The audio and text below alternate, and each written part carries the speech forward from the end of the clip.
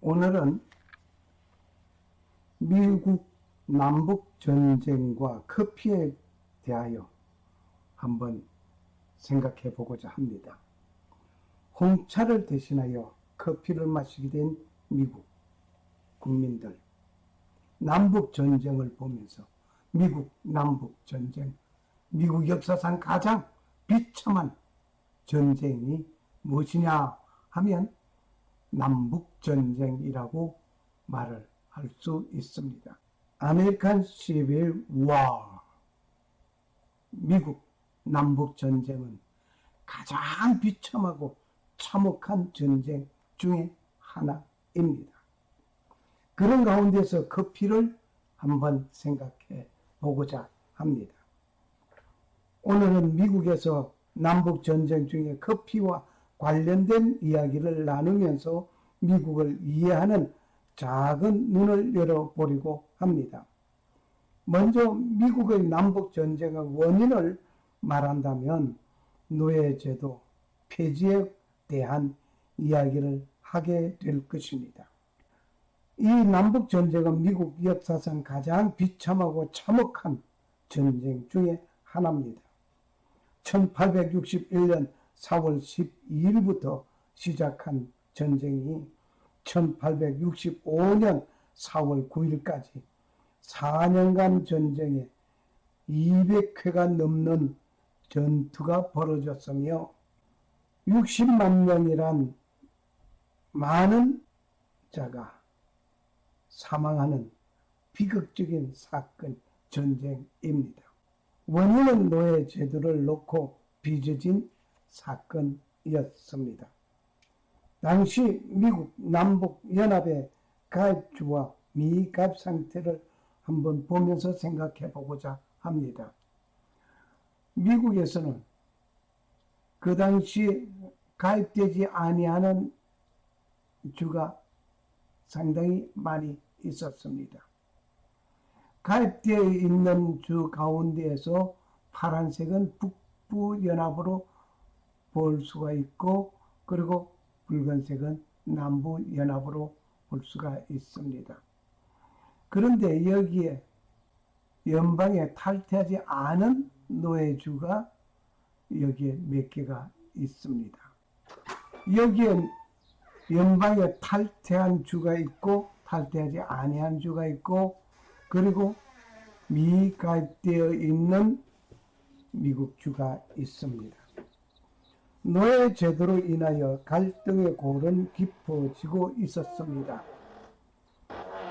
노예를 해방시켜야 한다 하면서 그러지 못하다 하면서 급진과 온건파가 있었습니다. 미국의 당시의 미국은 민주당으로서 일당 정치였습니다. 이런 가운데 노예 제도를 두고 온건파와 급진파가 나누어지게 될 때에 노예 제도를 반대하는 정치인들이 만든 것이 공화당 창당하게 된 것입니다. 이렇게 하여 미국은 양당 정치가 시작된 것입니다. 노예 제도를 반대하는 공화당, 그리고 노예를 온건하게 유지하자고 하는 민주당, 양당 정치가 시작되면서 때에 1860년 11월 6일에 링컨 대통령이 당선되었습니다.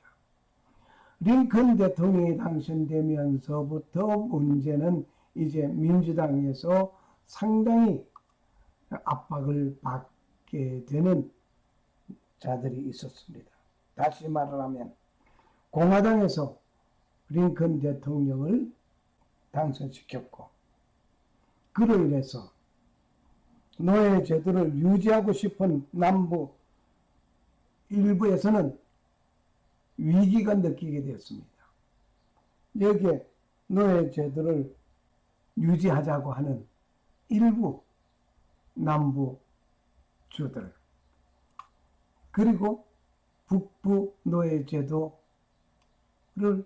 폐지하자고 하는 그들, 이런 가운데 노예제도 폐지를 찬성하는 링컨이 취임하기 전에 노스캐롤라이나는 1860년 12월에 연방에서 탈퇴하는 일이 생겼습니다.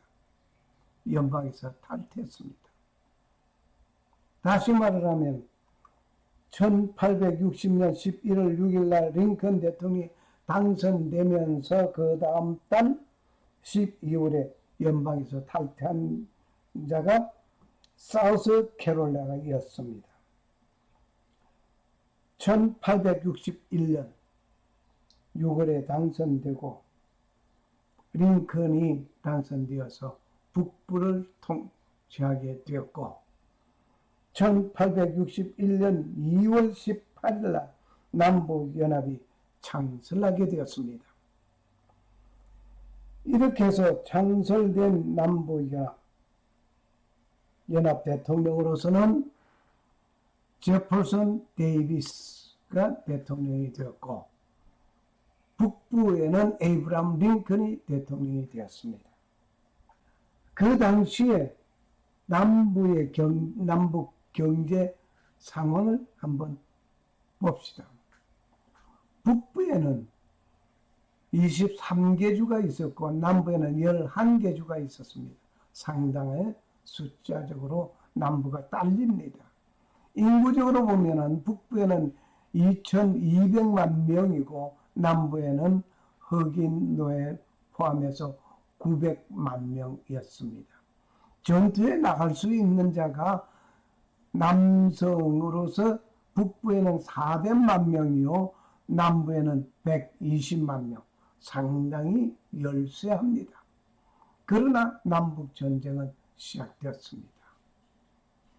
노동자의 수는 북부가 130만 명이요 남부는 11만 명이었고 공장 수가 북부에는 11만 개이고 남부에는 1,800개입니다.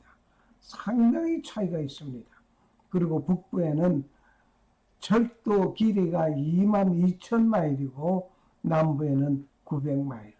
상당히 열세한 가운데 있지만은 남북전쟁은 시작되었습니다. 그리고 남북전쟁의 격돌지를 우리가 봅니다. 그 격돌지는 여기에 샘터 요새입니다. 샘터 요새에서 격돌된 시작된 것이 북부에는 남부 샘터 요새에서 전쟁이 시작됐는데 샘터 요새를 남부 연합군이 1886년 4월 12일에 포격하여서 2일 만에 요새를 함락하는 일이 생겼습니다. 요새가 함락되면서 남북전쟁의 비극이 시작된 것입니다.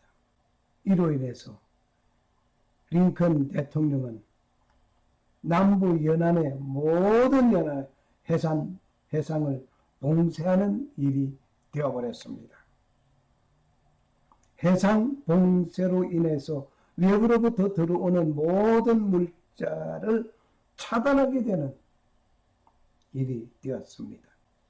이때 북부 연합군에는 커피를 마실 수가 있었습니다. 이렇게 말입니다. 북부에서는 커피를 마실 수가 있었고 남부에서는 커피를 마실 수가 없었습니다. 왜? 해상 봉쇄로 인해서 모든 물자가 남부로는 들어가지 못하게 되어 있었기 때문입니다. 북부연합 병사들 가운데 일기장이 하나 발견되었습니다. 1885년 4월 달이었습니다. 북부 병사의 일기장이 1865년 4월 달에 그 일기장이 일긴 내용을 한번 보겠습니다. 모든 것이 혼란스럽다. 긴장감은 견딜 수가 없구나. 보급품이 전보다 4분의 1이 줄어들었다. 커피 보급도 예외가 아니었다. 커피 없이는 임무 수행이 불가능하구나. 전쟁 중이지만 커피는 필수적이다. 소총에 총탄이 있어야 하듯이 전투병에게는 커피가 있어야 한다. 이러한 중에도 북부 연합군에게는 보급되는 커피가 있다는 것에 힘이 된다. 이렇게 북부 어느 병사가 일기장에 쓴 것이 발견되었습니다. 그렇게 커피가 상당히 중요한 위치까지 들어서 오렸네요. 북부연합군 대장 벤자민 보플러는 말을 합니다. 뭐라고 말을 하는 거니? 당신들이 이른 아침에 커피를 마신다면 전투에서 승리할 수 있을 것입니다. 상당히 커피에 대한 애찬론을 말한 것 같습니다. 홍차를 대체하여 커피를 마시게 된 미국. 이 커피는 잠을 자지 못하게 하는 카페인이 있습니다. 이 커피를 생각하면서 깨어있는 믿음의 사람이 되어야 하겠습니다. I love coffee. I love 아메리카노. Thank you. 감사합니다.